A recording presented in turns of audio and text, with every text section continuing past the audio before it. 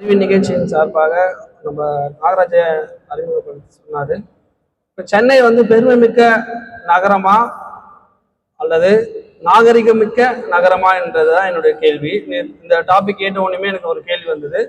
இது வந்து பார்த்தீங்கன்னா சென்னை வந்து நாகரிகம் அல்ல, நகரம் அல்ல, இது ஒரு பெருமைமிக்க நாகரிகம். ஏன்னா இங்க வந்தவர்களை வாழ வைக்கும் தலைநகரம் சென்னைன்னு சொல்லுவாங்க. இங்க மல்டி கல்ச்சர் எல்லாம் பல்வேறு மட்ட மக்கள் வந்து இங்க இருக்காங்க. பல்வேறுபட்ட மொழிகள் பேசுறாங்க, பல்வேறுபட்ட உணவுகள் பழக்க வழக்கங்கள் எல்லாமே நம்ம சிறந்து காணப்படுகிறோம்.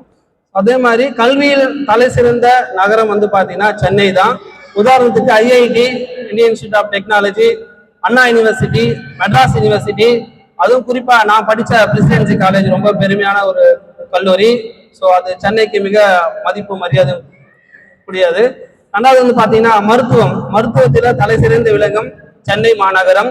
எங்கெங்கெல்லாம் இப்போ உதாரணத்துக்கு வந்து பாத்தீங்கன்னா குறைந்தபட்சம் ஒரு நாளைக்கு 1000க்கு மேற்பட்ட மருத்துவர்கள் நோயாளிகள் வந்து குணப்படுத்துறாங்க.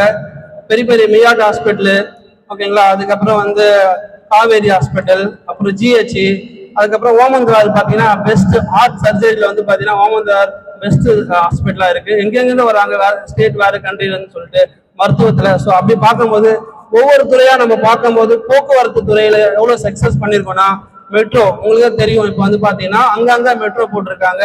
இப்போது கொஞ்சம் நமக்கு போக்குவரத்து நெரிசல இருந்தாலும், ஆனா எதிர்காலத்துல வந்து அது ரொம்ப எல்லாருக்கும் பயனுள்ளதா இருக்கும் எதிர்கால சந்ததிகளுக்கு. அதுக்கப்புறம் ட்ரெயின், பஸ் எல்லாமே இதுன்னு பாத்தீங்கன்னா நம்ம வந்து தொடர்ந்து சொல்லிட்டே போகலாம். இதுல வந்து இன்னும் ஸ்பெசிபிக்கா என்னுடைய டிபார்ட்மெண்ட் நான் சொல்ல போகணும்னு பாத்தீங்கன்னா, பர்சன் வித் டிசேபிலிட்டி மாற்றுத்திறனாளிகளுக்கும் சென்னை மாநகராட்சி எவ்வளவு விஷயங்கள் பண்ணுதுன்னு நிறைய பேருக்கு தெரியாம இருக்கு. உதாரணத்துக்கு வந்து பாத்தீங்கன்னா பீச்ல வந்து ரேம்ப் போட்டிருக்காங்க, சரிங்களா. அங்க வந்து பாத்தீங்கன்னா வீல் சேர் யூஸ் பண்ணலாம். மாற்றுத்திறனாளிகள் குழந்தைகள், நடக்க முடியாத குழந்தைங்க, காது கேட்காத குழந்தைங்க, அந்த குழந்தைங்க எல்லாம் வந்து பாத்தீங்கன்னா எக்ஸ்ப்ளோர் பண்றதுக்காக பீச்ல வந்து பாத்தீங்கன்னா ரேம்ப் போட்டிருக்காங்க.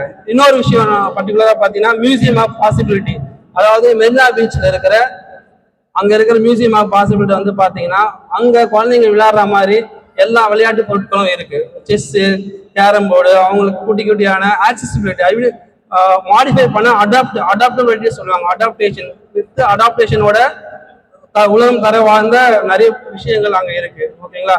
மூணாவது விஷயம் வந்து பாத்தீங்கன்னா டிரான்ஸ்போர்ட்ல மாற்றுத்திறனாளிகளுக்காக சென்னை மாநகராட்சி நிறைய இனிஷியேட்டிவ் எலக்ட்ரிக்கல் பைக்ல இருந்து, அதே மாதிரி வந்து பாத்தீங்கன்னா லோ ஃப்ளோர் பஸ்ஸஸ் இருக்கு. ஒரு நிமிஷம், லோ ஃப்ளோர் பஸ்ஸஸ் இருக்கு. அதுல வந்து பாத்தீங்கன்னா மாற்றுத்திறனாளிகளுக்காக நிறைய விஷயங்கள் இருக்கு. இது எல்லாமே வந்து சென்னைக்கு பெருமை சேர்க்கக்கூடிய விஷயங்கள் இருக்கு.